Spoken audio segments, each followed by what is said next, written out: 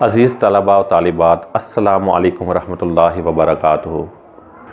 दारुल-अरक़म schools Sharakpur शरीफ की जानिब से ऑनलाइन क्लासेस के सिलसिले की एक कड़ी के साथ आपकी खिदमत में हाजिर हूँ। स्टूडेंट्स, आपको चूँकि कुछ वक्त अभी अपने घरों में गुजारना है, इसलिए आपकी ज़िम्मेदारी है कि आप ये वक्त पढ़ने और लिखने में गुजारें। यूट्यूब पर लेक्चर्स लेने के बाद आपको जो रहनुमाई दरकार हो, जो मदद दरकार हो, आप उसके लिए व्हाट्सएप के ज़रिए भी असातिज़ा से रब्ता कायम कर सकते हैं और उनके मोबाइल नंबर पर कॉल करके या टेक्स्ट के ज़रिए आप उनसे रहनुमाई हासिल कर सकते हैं।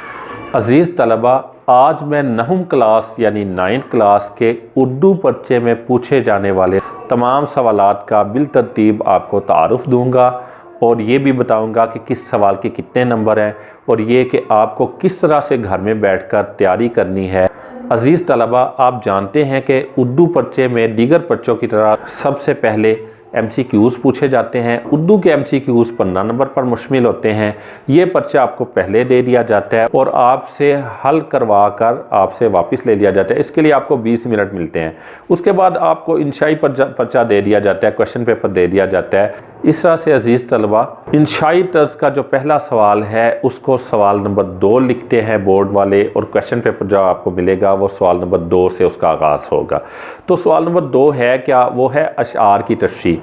4 शेर आपको हिस्सा नज़्म, जो कि 4 नज़में हैं और उन्हीं सब नज़मों में से एक एक शेर वो ले लेते हैं, अहम शेर, जबकि 3 शेर आपको देते हैं हिस्सा गज़ल में से और आपको 4 में से 3 अशार हल करने होते हैं हिस्सा नज़्म में से, यानी एक की ऑप्शन मौजूद होती है। आप चारों में से कोई एक शेर जो आपको ज़्यादा अच्छा नहीं आता वो जोड़ सकते हैं। इसी तरह से हिस्सा गज़ल के 3 अशार में से जो आपको अच्छा नहीं आता या उसमें आपकी दिलचस्पी कम है, उसको आप उतने अच्छे तौर पे नहीं कर सकते, वो आप छोड़ सकते हैं। इसके लिए ये ज़रूरी नहीं है कि आप नंबर 1 छोड़ेंगे या 2 छोड़ेंगे, कोई सा एक आप हिस्सा गज़ल में से छोड़ सकते हैं, कोई सा एक आप हिस्सा नज़्म में से छोड़ सकते हैं। और इस तरह से आप 5 अशार की तशरीह करेंगे। आपको अशार की तशरीह का तरीका इंशाल्लाह समझा दिया जाएगा। तो इस तरह से 2 नंबर आपको मिलेंगे हर शेर की तशरीह करने पे। शेर की तशरीह सीधी सीधी तशरीह नहीं होती, बल्कि इसके 2-3 ज़रूरी अज्जा हैं, ज़रूरी हिस्से हैं। वो कौन से हैं इंशाल्लाह आपको आगाह किया जाएगा।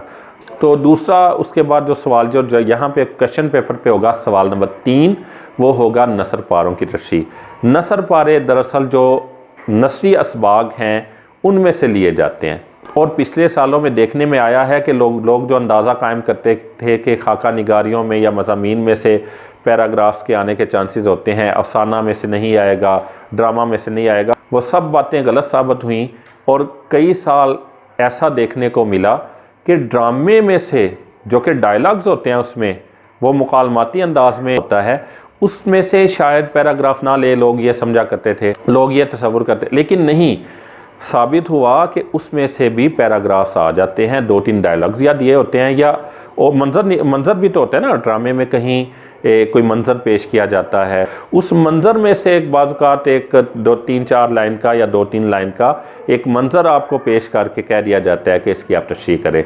तो 2 नसर पारे आपके असबाक में से आप सारे याद करें, कहीं से भी लिए जा सकते हैं। इसमें कोई ऑप्शन नहीं है, आप कोई नहीं छोड़ सकते। अलिफ भी आपको करना होगा, बे भी करना होगा। 5 नंबर आपको अलिफ करने पे मिल जाएंगे, 5 नंबर आपको बे करने पे मिल जाएंगे और इसके करने के भी कुछ अज्जा, कुछ हिस्से हैं, वो हवाला मतन वगैरह और चीज़ें, मुसन्निफ़ का नाम, सबक का नाम, ये चीज़ें अभी इस वीडियो का हिस्सा नहीं है। इंशाल्लाह आपको दीगर वीडियो में उससे आगाही दे दी जाएगी। तो अज़ीज़ तलबा, उसके बाद सवाल नंबर 4 है जो कि मुश्तमिल होता है सवालात के मुख्तसर जवाबात पर। 8 सवालात आपसे पूछे जाते हैं जो नज़मों में से भी हो सकते हैं, जो असबाक में से हो सकते हैं, जो हालात ज़िंदगी में से हो सकते हैं, शोरा के हालात ज़िंदगी या मुसन्निफ़ीन के हालात ज़िंदगी में से हो सकते हैं। पूरी किताब में से कहीं से भी वो 8 सवालात आपको दे देंगे। उनमें से 3 अपनी मर्ज़ी के आप छोड़ सकते हैं, 5 सवालात के जवाबात आपको देने होंगे और अपनी मर्ज़ी के चुन के आप दे सकते हैं। ऐसा हरगिज़ नहीं है कि उसमें से ये लाजमी करें और ये आप छोड़ सकते हैं, ये नहीं छोड़ सकते। अपनी मर्ज़ी के 5 सवालात आप हल करेंगे, अपनी मर्ज़ी के 3 आप छोड़ देंगे। 2 नंबर आपको हर जवाब पे मिलेंगे और इस तरह से 5 ज़रब 2 से 10 नंबर आपको ये पूरा सवाल हल करने पे मिल जाएंगे। तो इसमें कितनी लेंथ होनी चाहिए? मुख्तसर का मतलब मुख्तसर होता है, इसमें गैर ज़रूरी तफसील नहीं दी जाएगी, ऐसी तवालत नहीं इख्तियार की जाएगी जो गैर ज़रूरी हो। मसलन अगर पूछा गया कि हज़रत अबू बकर सिद्दीक़ रज़ियल्लाहु अन्हु की बेटी का नाम क्या था, तो आप ये बताएंगे कि हज़रत अस्मा उनका नाम था। या पूछा गया कि हज़रत अस्मा कौन थी, तो आप बताएंगे कि हज़रत अस्मा हज़रत अबू बकर सिद्दीक़ रज़ियल्लाहु अन्हु की बेटी थी। अब उन्होंने चूंकि ये नहीं पूछा कि वो मंझली बेटी थी, वो बड़ी बेटी थी, वो छोटी बेटी थी, या बेटियों में से कौन सा नंबर था, उनकी उम्र क्या थी, वगैरह वगैरह। कुछ बच्चे, मैं पेपर चेकिंग के दौरान ये एक्सपीरियंस हो चुका है, कुछ बच्चे जो लिख देते हैं कि जी आप उनकी बेटी थी और फिर तफसील देना शुरू कर देते हैं, गैर ज़रूरी तफसील। ऐसी कोई गैर ज़रूरी तफसील इसमें शामिल ना करें। जितनी बात आपसे पूछी जाए उतना जवाब दीजिए। इस तरह से मुख्तसर जवाब देने के बाद, सही एक्यूरेट मुख्तसर जवाब देने के बाद आपको 2 नंबर मिल जाते हैं। आगे है जी सवाल नंबर 5। सवाल नंबर 5 है 2 असबाक में से किसी एक सबक का खुलासा लिखें। आपको 2 असबाक के नाम दे दिए जाते हैं, इसमें भी मफरूज़े गलत साबित हो गए। कुछ अच्छे स्टूडेंट्स कहते हैं कि सर जो अफसाना है उसमें से पूछा जाएगा खुलासा, चांसेस ज़्यादा होते हैं, वो बात ठीक कर रहे हैं, या ड्रामा उसके भी चांसेस होते हैं, मजमून नहीं पूछा जाएगा। ये बात कुछ साल के पेपरों ने गलत साबित कर दी। बाज़-औक़ात ऐसा सबक जो सिनफ़ अदब के एतबार से मजमून है उसका भी खुलासा पूछ लिया जाता है। तो जितने भी आपके असबाक हैं उन तमाम को आप अच्छी तरह से याद करें और आप किसी एक सबक को भी नज़रअंदाज ना कीजिएगा और आप खुलासा अच्छा सा लिखें। उसके बाद आपको 5 नंबर इस पे मिल जाएंगे। इसके बाद सवाल नंबर 6 है। सवाल नंबर 6 है किसी नज़्म का या मरकज़ी ख्याल लिखिए या उसका खुलासा लिखिए। तो हमें मरकज़ी ख्याल चुनना है। इसकी लॉजिक क्या है? लॉजिक ये है कि चूँकि थोड़ा लिखना पड़ता है तो हम लिखाई बहुत प्यार से लिखते हुए ना ज़्यादा अच्छी बना सकते हैं। दूसरा ये है कि नज़्म का खुलासा चूँकि तवील हो नहीं सकता, तो खुलासे को कहीं चेक करने वाला कम तसव्वुर ना कर ले, ये ना समझ ले कि ये कम लिखा हुआ है और ये समझते हुए वो 3 या 4 नंबर दे, 5 पूरे ना दे सके। तो इस तरह से हम मरकज़ी ख्याल लिखेंगे जो कि होता ही कम है। ये अंडरस्टूड बात है, चेकर को भी अंदाज़ा है। अगर किसी मुसन्निफ़ ने 600 सफ़े का नावल लिखा और अगर उसने लिखा इंसानी रवैयों पे, तो मरकज़ी ख्याल यही है कि इंसानी रवैये ख़राब क्यों होते हैं, उनको दुरुस्त होना चाहिए। तो यानी मरकज़ी ख्याल होता ही मुख्तसर है। तो ये अंडरस्टूड बात है। ये 4 से 5 लाइनों का लिखना होता है। इसलिए मेरे बेटों और बेटियों, आप मरकज़ी ख्याल को चुनिएगा, नज़्म के खुलासे को ना चुनिएगा। डियर स्टूडेंट्स, इसके बाद बारी आती है सवाल नंबर 7 की। मेरा बेटा, सवाल नंबर 7 ख़त या दरख्वास्त पर मुश्तमिल है। आपको उन दोनों में से किसी एक को चुनना है, एक का इंतखाब करना है, दरख्वास्त का या ख़त का।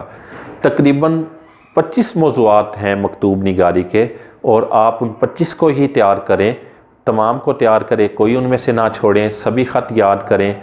दरख्वास्त अब यहाँ मुख्तसर नहीं चुनना, यहाँ अब आपने वो जवाब चुनना है जो तफसीली आपको लिखना पड़े।